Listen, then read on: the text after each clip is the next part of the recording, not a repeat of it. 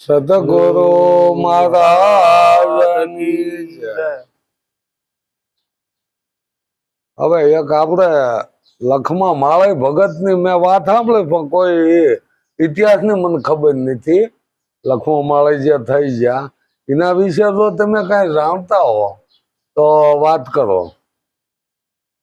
બહુ તમે મને ભગવાન પ્રશ્ન સારો પૂછ્યો અને જે મહાપુરુષો જે સંતો પાસેથી મને જાણવા મળ્યું છે અમુક એના ઉલ્લેખનો એ પ્રમાણે હું તમને મારો અનુભવ છે હા, જે બરાબર. કક્ષાએ હું પૂગેલો છું એ કક્ષા પ્રમાણે હું વાત તમને કહી અને સમજાવું કે પ્રથમ પહેલા તો જાણે મસૂરિયા બાગે મલિકાનાથ ને ત્યાં બધા સંતો ભેગા થયેલા બરાબર. મસૂરિયા બાગે હા અને તેથી ન્યા 3.5 દિવસનો જમા જાગરણ કુંભ તપાણો હા અને તેથી ન્યા બધા અજમલ રાય ને એવા બધા મહાપુરુષો ઘણા આવેલા હા અને લખમા ને કોઈ લખમો માળી કહેતા, કોઈ લખમો ભગત કહેતા, હા કોઈ જુદી જુદી ભાષામાં બોલાવતા અને બધા જે સંતોનું એકદમ જે કે ધ્યાન લખમા બાજુ હતું હા કે ભાઈ આ કોણ. હા ત્યારે કીધું કે ભાઈ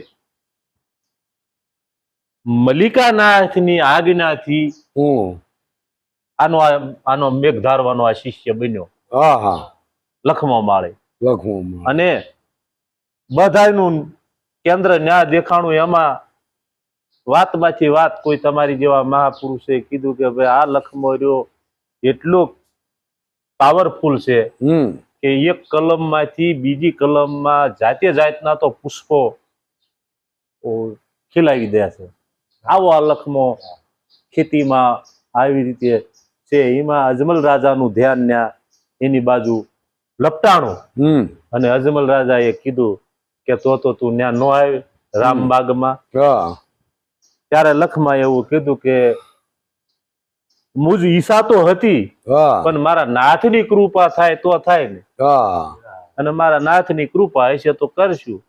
અને અજમલ રાજાના કવાથી ન્યા આવ્યો અને રામબાગમાં રોકાણો અને રામબાગમાં એને જાત જાતના પુષ્પો કલમો વાળીને બનાવ્યા. અને પછી તો મહાપુરુષો સંતો એમ કે છે કે ફૂલની 3 કિલોમીટર સુધી ફોરામાં આવતી અને અહીંયા ઈ વેલા પ્રાત કાળે જાગે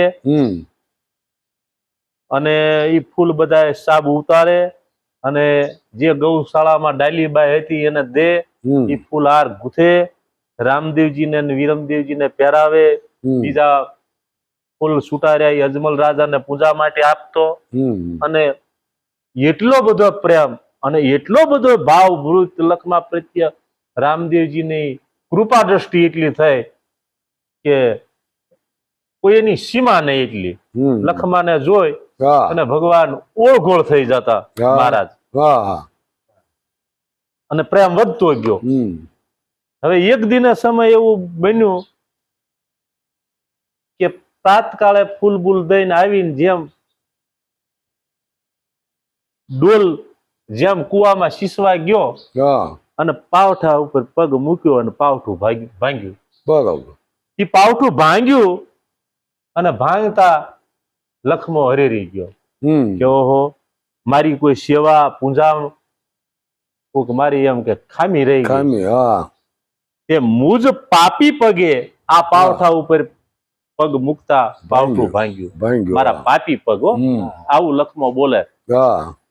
અને પોતાને એવું થયું કે ઓહો હવે જીવનને અને મારે થોડું જાજુ હાલે છે પણ મને કોઈ બીજો તો વાર તો નથી થતો પણ હું ભક્તિમાં કાંઈક એક ફૂલ રૂપી હશ અને એ ભક્તિની વેલમાં કાંઈક મારીથી ભૂલ થઈ ગઈ છે એટલે હવે આ મારું શરીર ટકશે નહીં. એટલે ભેખડને ભાર જાજો હોવાથી શરીર દબાઈ ગયું હતું એટલે શ્વાસ રૂંધાવા માંડ્યો હતો. એટલે એને કીધું કે બીજું તો કાંઈ છે નહીં રામ, હું રહું કે ન રહું એની મને કોઈ વારતો નથી પણ ભક્તિ રૂપી જે હું એક તમારી વેલની અંદર પાંદડું હતું, એ પાંદડું હવે હું ભેગું નહીં થાવ. પણ બીજું તો મને એ નથી વાર્તો થતો. પણ હે સદગુરુ દાતા, હે મારા દીનાનાથ, જ્યારે તમે બહાર ગામ જાતા કે ગમિયા જાતા ત્યારે તમે મને એમ કહેતા કે હાલ બેલી. ઈ જે બેલી કહીને તમે જે મને બોલાવતા, એ આજ બેદલ કેમ થયા, એની મને વાર્તો થાય છે.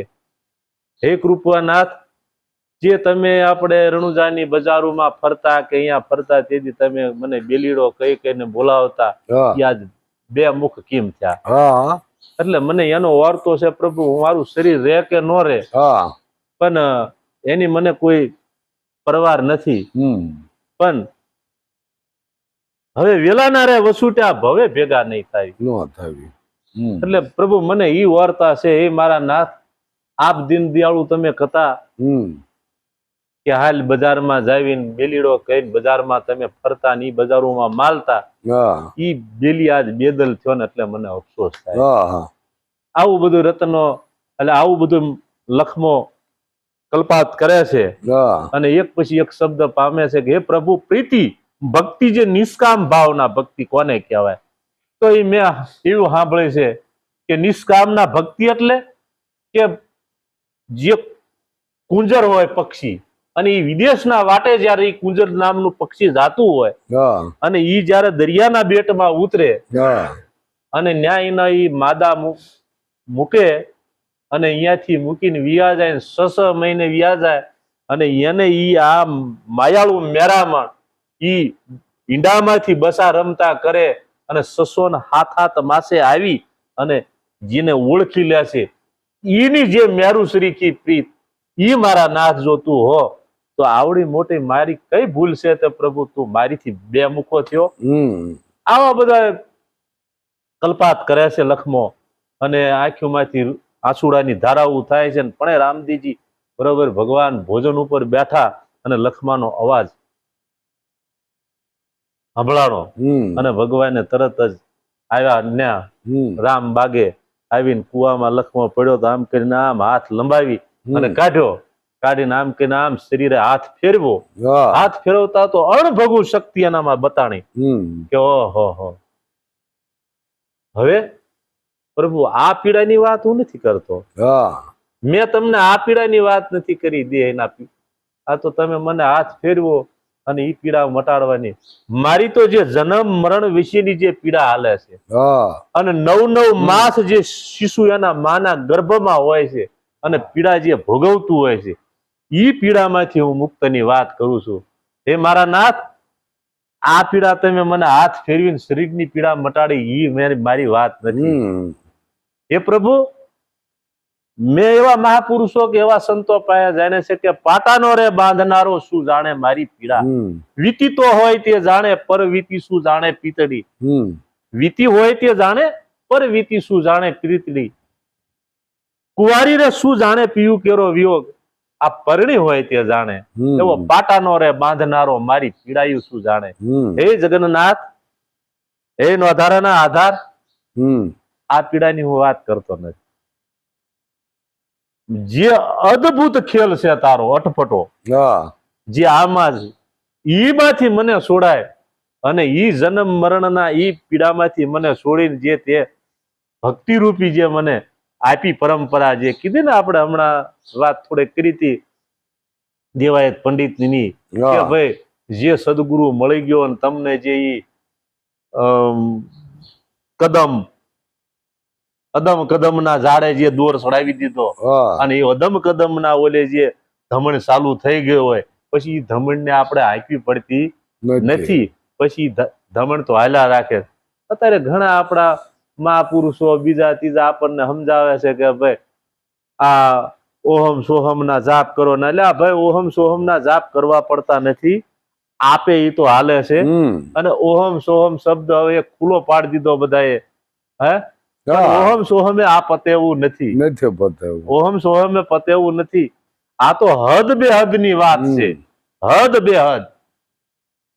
કારણ કે જ્યારે તમને એવી તમારા સદગુરુની તમારી ઉપર કૃપા થાય, પછી ઈ જે રહીને ઈ પ્રીતની જે લખમાએ વાત કરી ભગવાન રામદેવજીને કે હે પ્રભુ, તો આ જે ખેલ રહ્યો ઈ ખેલમાંથી મને તમે બસાવો અને મને સ્વયં જે અખંડાનંદ છે એની ઓળખાણ કરાવો.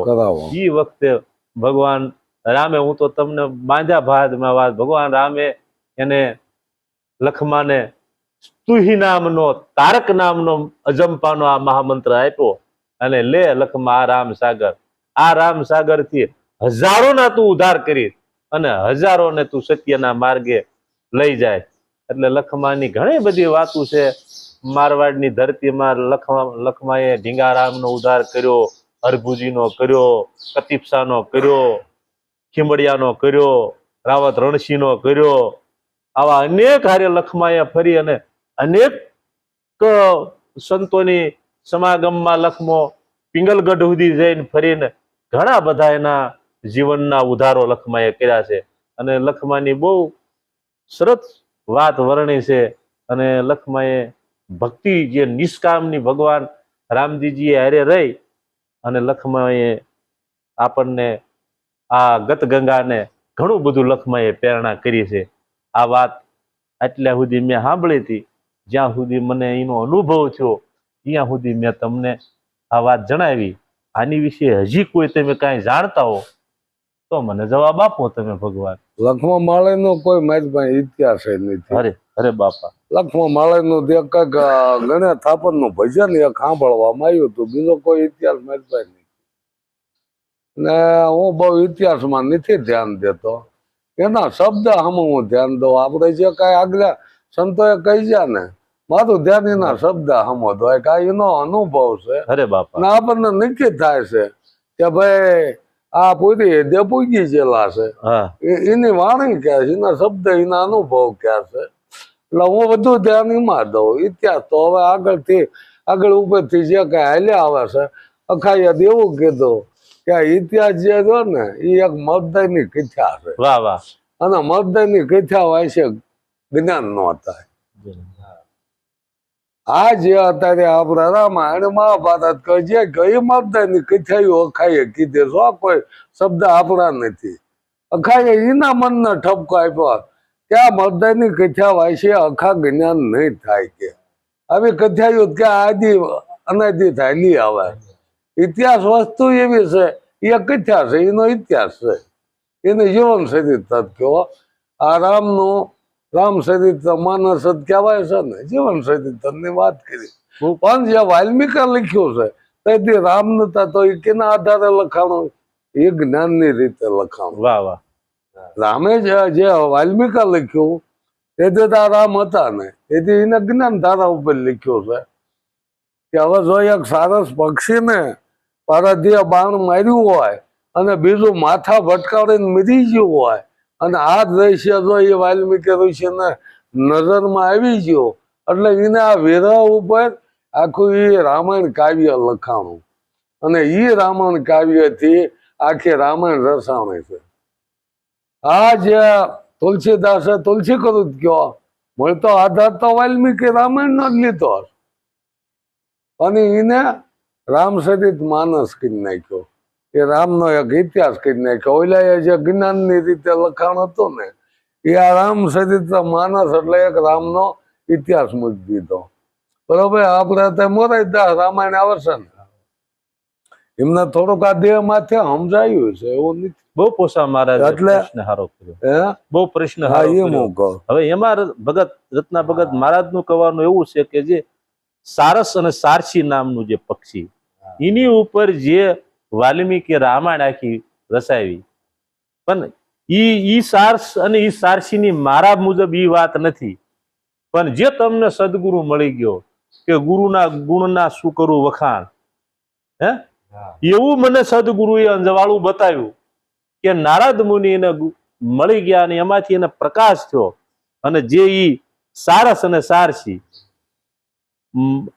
સુરતા અને શબ્દ ને બેને ગૂંથી લીધા. વાલ્મીકે સુરતા અને શબ્દ ને આમ ઘૂસી લીધા, અને ઈ શબ્દ ને સુરતા ને બેને ઘૂસી લીધા એટલે પ્રાજ્ઞાન વાલ્મીકીને પ્રાપ્ત થયું.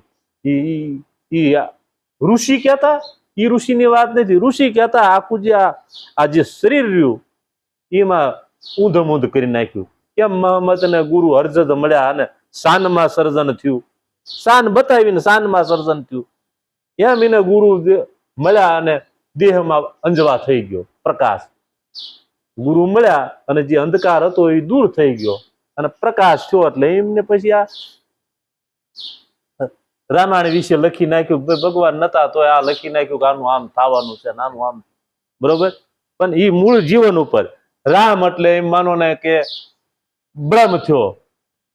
રામ એટલે બ્રહ્મ, ભક્તિ. ચિતા એટલે ચિતા એટલે એક પણસાયો ગણો અને રામ એટલે એક મૂર્તિ ગણો. પછી જયારે ભક્તિ તમારે પ્રાપ્ત થાય પછી પણસાયાને તમારે કહેવું નથી પડતું કે મારી વાય હાલ્યો આવે. તમે હાલો એટલે પણસાયો રેટો હાલ્યો આવે. ભક્તિની જયારે તમને પ્રાપ્તિ થાય પછી એને તમારે સાધ કરવો નથી. એટલે કે મારા રામને સૌ સાધ કરજો, જાનકીને કોઈ સાધ કરજો નહીં. એ તો છે રામનો પણસાયો રેઢો આવશે. ભક્તિ છે એ પણસાયો છે. જયારે તમને બ્રહ્મનું જ્ઞાન થયું એટલે પછી ભક્તિ ઓટોમેટિક તમને વરી સુકવાની છે. નકર તો ભક્તિને મારે વરવું છે ને તમારે વરવું છે. પણ જ્યાં સુધી બ્રહ્મ, હમણાં ભાઈએ કીધું તો આપણે બેઠા ત્યારે કે જ્યાં સુધી વાતમાંથી નીહર્યું હતું કે ભાઈ હજી સ્ત્રી પુરુષ, માન મર્યાદા, ઓજલ આ બધો નથી નીહરેવું ત્યાં સુધી કઈ ઓલી ભક્તિ પ્રાપ્ત થાય એવું નથી. હજી તો તમે કહો છો કે ભાઈ મારે તો એકલા જવાય છે, અમારે તો ભાઈ ઓજલ છે, બહાર નહીં નીહરાય. ત્યાં સુધી તમને સ્ત્રી પુરુષનો ભાત ભેવ દેહનો દેખાડો ને. હવે દેહના સંબંધ જ્યાં સુધી તમને દેખાય છે ત્યાં સુધી ઓલું તો પ્રગટ થાય એવું નથી બાપા. કારણ કે વિકટ છે કે જો એવા કુંભારાણા આબુનો રાજા હતો અને જો એ નીલલબાઈ ને એ દેખાણા હોય તો એ જમાનાના એમ માનો ને કે એ સંતો શેલણસિંહ બાવાન, ઉગમસિંહ બાવાન આવા બધા મહાપુરુષોને લાવી અને ભજન ને ભાવ સદગુરુદેવ ભજન ભાવ હાલતા.